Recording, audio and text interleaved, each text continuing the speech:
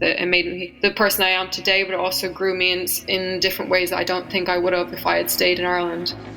Initially, it was very, very tough to have such a big injury happen out of nowhere, out of the blue, and I think that takes a toll on you mentally and physically.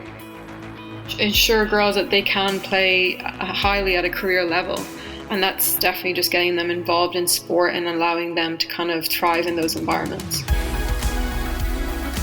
Hi there, and welcome to the podcast, The Sit Down with Sport Indoors, a show focused on exploring the mindset, motivations, and opinions of elite athletes, brands, and right holders associated with the world of sport. I'm your host, Manav Bhatia, and this podcast is brought to you by Sport Indoors, a revolutionary sports sponsorship platform where athletes and brands match with each other for commercial opportunities in a transparent and a seamless manner. If you are a company looking for elite ambassadors or an athlete interested in finding sponsors, please visit www.sportendorse.com for more information. Today, we will be talking to Hayley Nolan, professional footballer who currently plays club football for the London Lionesses and for the Irish senior national team. Hayley comes from Kildare in Ireland and at 18 moved to America on a full scholarship to play football for the University of Hartford. Hayley has a successful stint in America, captaining the Hartford Hawks team and completing her MBA in economics and finance. With that stated, it's my honor to welcome Hayley to the show. How are you, Hayley? All well? Yeah, all good. Thank you for having me on, Manav. Fantastic. So, the show works in 3 segments, and the first segment is around your motivations as an elite athlete of joining the sport of football. So my research told me that you're from a very sport-minded family. Can you tell us a bit about your childhood and what motivated you to taking up football? Yeah, of course. Like you said, my family is extremely sporty. I have 2 older sisters, and the 3 of us were involved in a lot of sports when we were younger, every sport under the sun. Like a lot of Irish families, we played camogie, Gaelic football, and then we kind of branched out into other sports like tennis, football, like soccer, played a bit of basketball, volleyball. So we kind of played every sport that you can name. And from a young age, my dad and my mom wanted us to get involved in football. And so the 3 of us kind of started playing for my dad's local football team. I didn't really get on much as it was an under-8s team, and I think I was about 5 at the time. So I think my dad was a bit nervous about throwing me on there with the boys. That kind of spurred my first interest in the sport. And then from then on, I kind of joined a boys' local team called Kill Celtic, and I played with them up until I was about 12. So sport has definitely been kind of the main focus of my family's kind of livelihoods when we were younger. Fantastic. So at what age and when did you really want to play professional football? I'm not entirely sure when I kind of got the first itch to play professional football. I just knew at the time that I really, really enjoyed the sport that I was playing. And I was playing a lot of different sports at the time. But I think football was one of my favorites along with Gaelic football. So the 2 of those kind of took mainly my time and my energy. I think when I was about 14, 15, I think I kind of looked at the Arsenal women's players at the time that were from Ireland, which is like Emma Byrne, Niamh Fahey, and the list can go on. And I think that was my first kind of seeing like a role model that had been from my country. And also Emma Byrne is from the area that I'm from as well. So seeing that, and I think kind of spurred my interest into going into professional football, not knowing that it actually could be a career until later on. Okay. You were telling us earlier how you're one of the sisters in your house to have played sport at a competitive level. Can you tell me if the competitive rivalry among your siblings spurred you on to probably play for the under-19 Irish team at did that really like act as the driving force to kind of do that in the household that I'm going to play, I'm going to be the best at the sport I've chosen, and I'm going to represent my country? Yeah, I think so. I think I'm extremely competitive, and my sisters are exactly the same, regardless if it's sport or if it's not sport. Anything we do, I think we're competitive with each other, and that definitely pushed us to be better at the sport that we chose to kind of focus in on.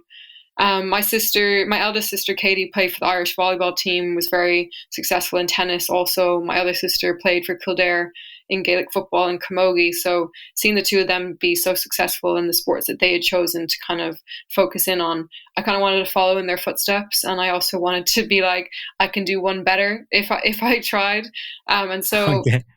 so I think when I started playing for Ireland under 15s level, under 16s, all the way up until senior level, they definitely were the pushing force behind me to kind of always spur to be better and to always to push on. Fantastic, fantastic. And after playing for your country at such a young level, you decided at that time to go to America when you were 18. So how was that experience, and would you recommend other teenage girls in Ireland to take a pathway like yours? Yeah, I think if anyone asks me that question, I always answer with saying that it was the best decision I ever made. At the time, I was 18, living at home, so moving to another country across the world is definitely a huge step for me, and especially at such a young age. But I definitely think it was worth it. It made me the person I am today, but it also grew me in different ways that I don't think I would have if I had stayed in Ireland. I had to grow up a lot quicker than I think I would have if I stayed and went to college locally. But it also gave me the opportunity to play football every day in a professional environment, but also being able to study and get my MBA. Fantastic. And what would you say are the key differences on how sport is viewed in America versus, let's say, Europe? Um, it's a little bit different. I think just they start a little bit earlier over there. I think in the development of players in terms of strength and conditioning. I don't think I was in the gym until I moved to America at 18. Um, Lifting weights, doing power and plyos. I don't think that was anything that I kind of knew about when I was 16, 17. And I only kind of got into that when I moved over there. But then when I got there, the girls I had started playing with had been doing that since they were 15, 14.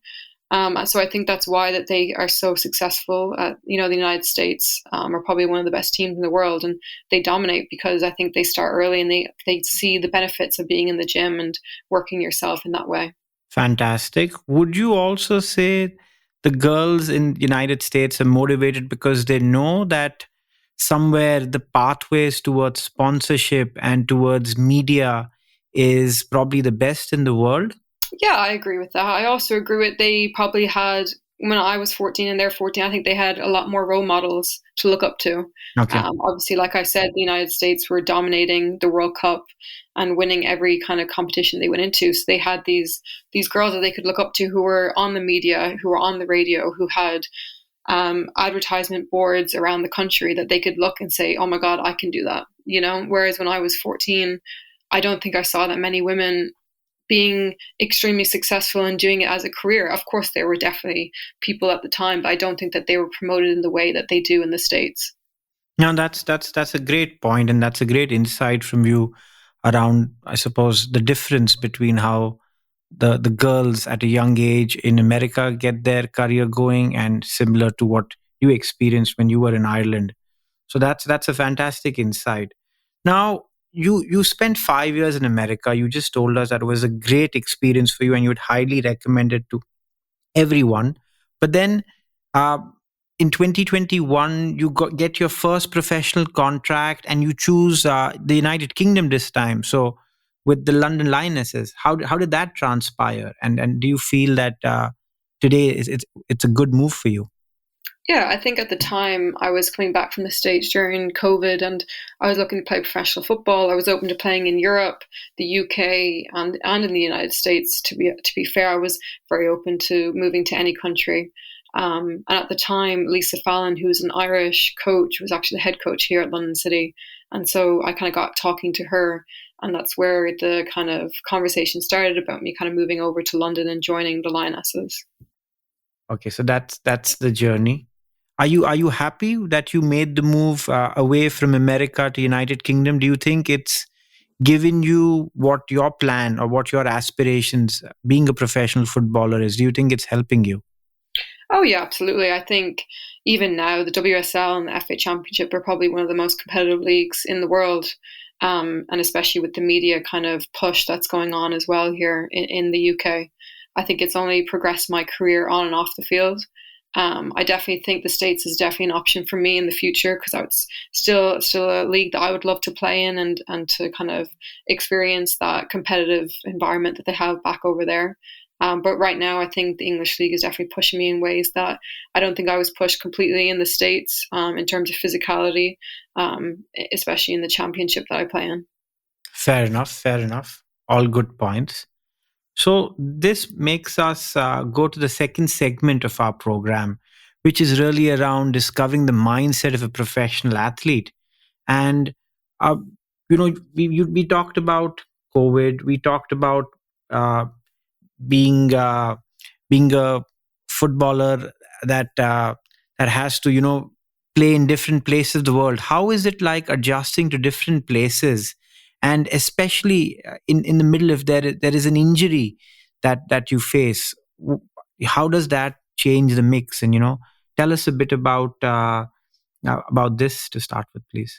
Yeah, no, I think like I said, I have no issues with kind of packing up my stuff and moving to another country and living in a new environment. I kind of thrive in that kind of situation. I love learning about new cultures and experiencing new ways of playing football because I think it's different in each country, and each country has its own um, kind of special kind of thing about their league. And I think I really thrive in different environments. That's why I moved to America. That's why I moved to the UK. I want to experience as much as I can.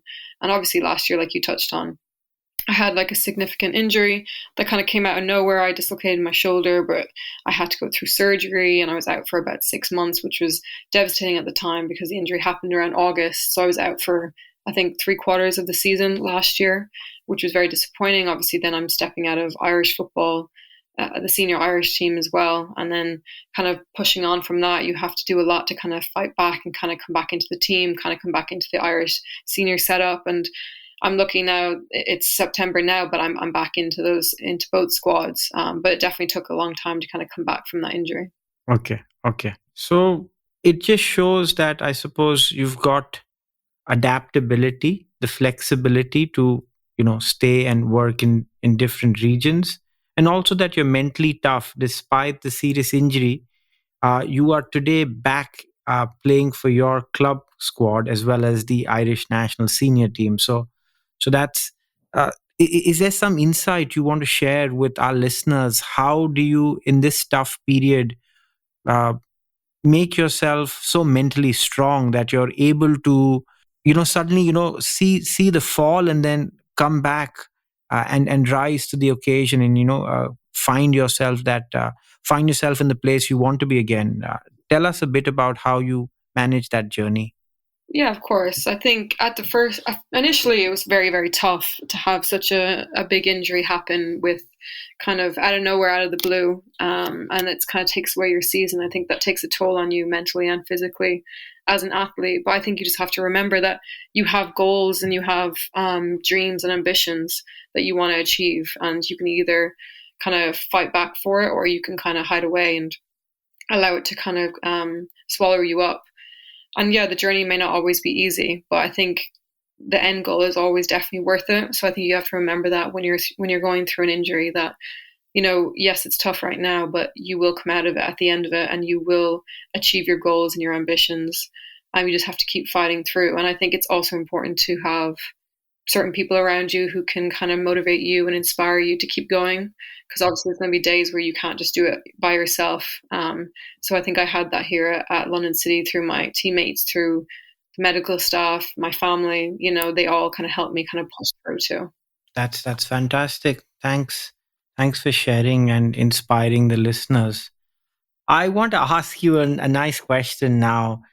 Uh, my research again tells me that you're actually also an entrepreneur with your sister. So you have a business that you run with her. So tell us how hard it is being a professional footballer and running a business that you're passionate about on the side. Yeah, no, definitely. I would say definitely difficult. Being a professional footballer is very time consuming in itself. with lots of stuff to kind of get done each day. But me and my sister kind of came up with this idea of it's called Sleek and Easy, which is a hair finishing stick. It's basically for flyaways and baby hairs to kind of sleek them back and give that sleek look. I would give credit to my sister for Okay. coming up with the idea. My sister Nice. lived in Australia at the time, and through FaceTime calls with my family and that kind of stuff, we kind of got into talking about how we always have baby hairs and flyaways kind of flicking up everywhere. And my sister kind of came up with the idea of making a stick that can kind of tame them. So a lot of athletes nowadays and people use hairspray and gel and all this stuff to kind of slick back your hair. But we decided that we'd come up with a stick, almost like a mascara stick that can help you do that on the go, nice and easy. So I would give credit to her for coming up with the idea, but it's definitely time consuming in itself, but it's definitely quite rewarding as well. Kind of pushes you in ways that I definitely didn't think I'd be pushed if I was just playing football. That's so fascinating, and I can understand how hard it would be to juggle between the two. But great to know, and it's also nice and endearing to know that you've gone into a venture with your sister. So previously you told us about the sibling rivalry. Now you're business partners. So it's really nice to know how that's shaped up. For sure, but I think that competitive edge helps us both because we definitely want to be the best at what we Of do, course, whether that's in of course. creating websites or creating media content. I think we like to compete against each other to see who can get the better ideas, but I think that only brings us to the best kind of situation. That's so superb. That's such a nice story. And I think after this, I'd like to go to the third segment of this podcast, which is really around the opinions that you have around the world of sport. And well, the first question really is because female sport still needs to come up as much as the men's sport in terms of pay, in terms of visibility. What is your insight on how to really remedy the situation, because it's probably something that needs to happen at a grassroots level first, uh, and then more mainstream. So do you have any opinions around that? I think it's quite noticeable that there's a lack of female participation at a young age when it comes to like 14, 15, whether that's in PE or sport. And I think that's mainly down to not having people to look up to or female coaches that they can kind of relate to. I think has definitely 100% gotten better in terms of the media outlook, especially for the what I've known firsthand, which is the senior Irish team.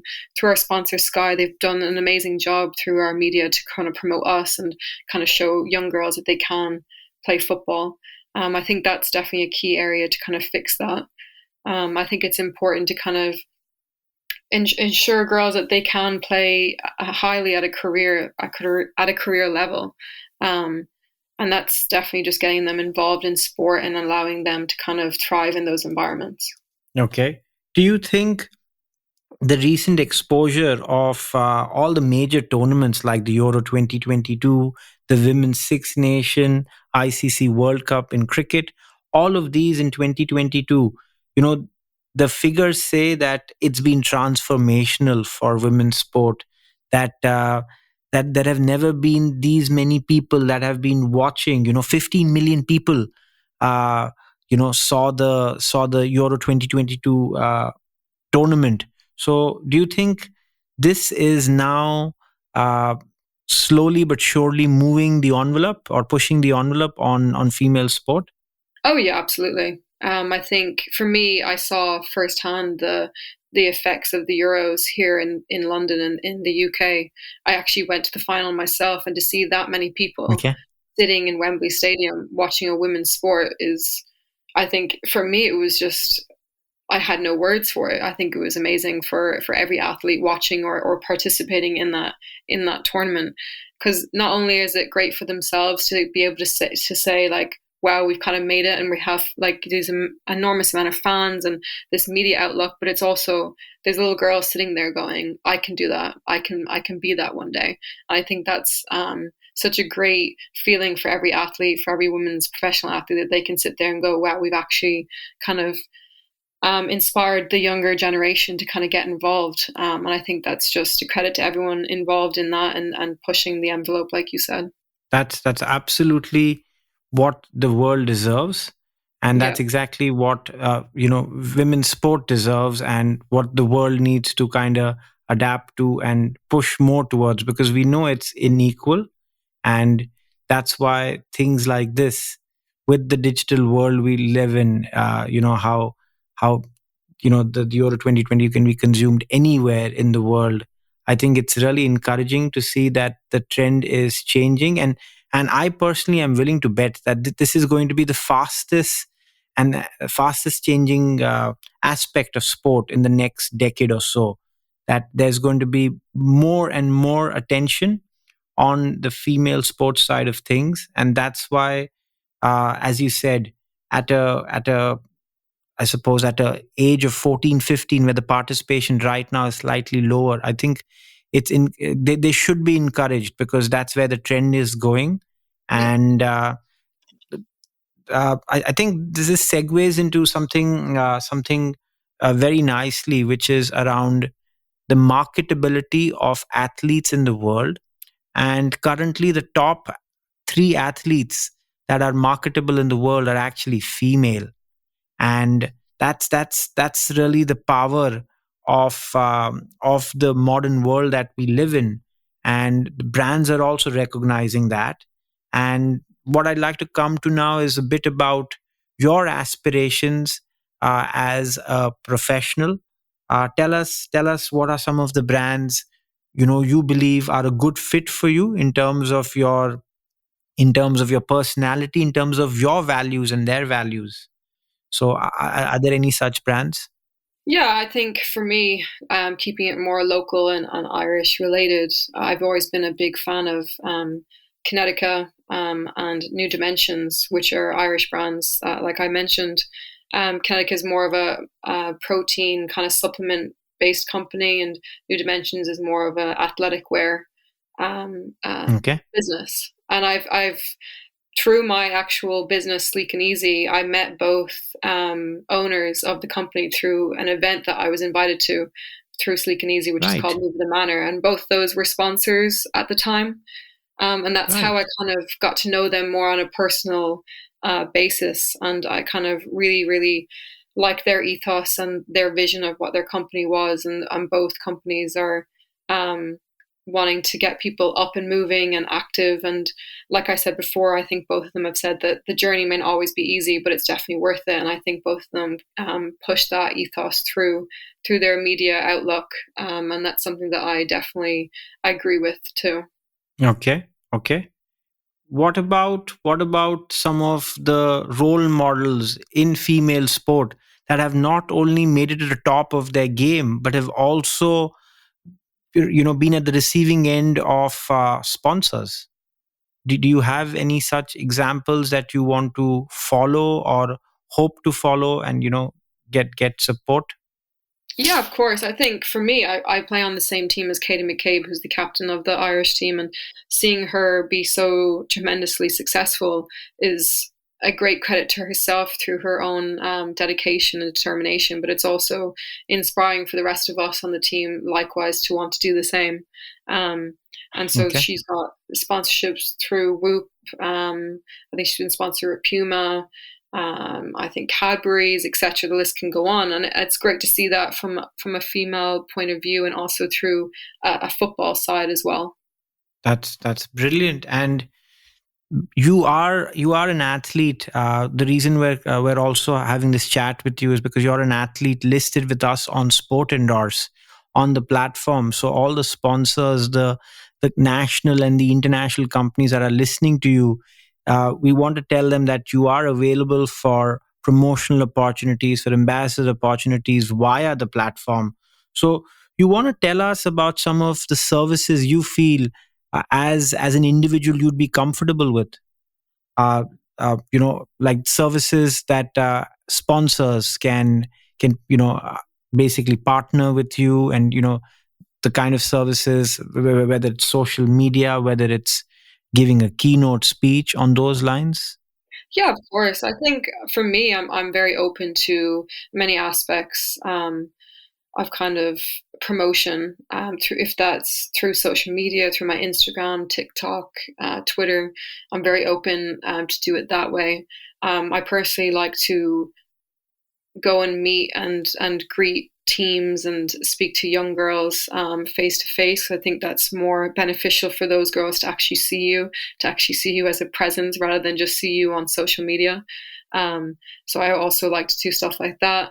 I'm very open to podcasts or chatting on news on events on like kind of like TED Talk type situations. So I'd be Okay. very open to all around situations. Fantastic. And am I right in saying that you've also had a brush with television where you were part of this BBC show called Ultimate Goal? Tell us a bit about that. Yeah, of course. Yeah, I was on a TV show based up in St George's Park here in the UK in the summer of 2020, just before I signed for London City. Um, I was kind of casted onto that show, and it's more on the same lines of promotion of the women's game, and each kind of Okay. player had their own story, and I think six of us had our own episode in which we kind of spoke about ourselves and our story and what we want to bring to the game and what we want to promote. And luckily enough, I actually won the program. I was captain. We All won right. the Okay. tournament at the end of the series, but that in itself was a huge experience for me. I don't think I ever thought I'd be going on to television, let alone like a 10 part episode series. But it was definitely a Okay. really really fun moment for me. Fantastic. Your experience being on a television show is a great check mark for the sponsor, because then they know how you are on camera, on TV, and that's something which is invaluable to them for all their campaigns, because brands want people that are authentic, that are able to tell their story, and about the ethos and about the partnership on camera, on social media. And you seem to be open, willing to kind of activate those channels and support your partners. So as a parting shot, as a parting statement, would you like to say something to the sponsors, the 450 plus companies and the brand managers that we have on our platform? Do you have a message for them? My only message is, like we kind of spoke about throughout the podcast, I think women's sport is growing and expanding so much, and it will continue to grow at such a fast intensity and speed. So I think it's an amazing opportunity for brands to kind of get involved in that way, and also from my point of view. I'm a footballer, and actually next week we have our World Cup qualifier against either Scotland or Austria to make the World Cup. So we could be making history next week. So it'd be great to have brands on board that want to support that and promote me in that way. Super, super. That's amazing. Uh, I actually wanted to ask you this question previously, but maybe we can put it. I want to put it out to you still, because it just struck me. Look, yes, there is a need for the support and for the sponsorship, but the people need to also realize the disparity and the problems. So, would you, for a minute, be able to talk about the problems, the unfairness that you see that is visible? That why there is a stronger need for support for the women's sports than than the other way around. Um, For that one, it is from a well, I'm gonna take it from a football side. Obviously, the men's football has been tremendously successful for many decades and years, and so on. So they have a source of fan base there that they've had for many years, and sponsorships that want to get involved in that. But I think that women's football, I like other sports as well, but I'm just going to take the football route. I think women's football can get to that level. I just think it needs to have that social media or media outlook as well. It needs to be promoted. It needs to be shown to people when they're walking down the streets, whether that's on notice boards or on big buses with females' faces on it, or radio stations and etc. I think it just needs that promotion so that people can look at it and go, women's football can be just as big. So it's just important for these brands and these media sources to kind of see that and see the opportunity that they can kind of grab for themselves, but also to promote such a successful sport. Yeah, I think that's a very valid point that you've made. And you've also not only appealed to the sponsors, but also to the fans in a way. Because I think the world that we live in, the social media world that we live in, the profile of the player is gauged also by the number of audience that are following them, right? Yeah. So I think you're also calling out to people to continue to do like they're starting to do off late, which is to fill out Wembley Stadium for Euro 2022. Similarly for other sports. I'd really like to thank you for taking out the time today, Hayley, telling us your story, sharing all the anecdotes. Just really good to have you as a guest. And for all the sponsors tuned in, Hayley is available for partnerships and ambassadorships on Sport Indoors. So please let us know via social media by commenting on this podcast where you're listening to it, or talking to Hayley directly on the platform. So we really encourage you to support Hayley and the female sports in general, because that's where all the opportunity and the upside really is. So thank you so much, Hayley, for the time today. And thank you for having me on. I've really enjoyed it.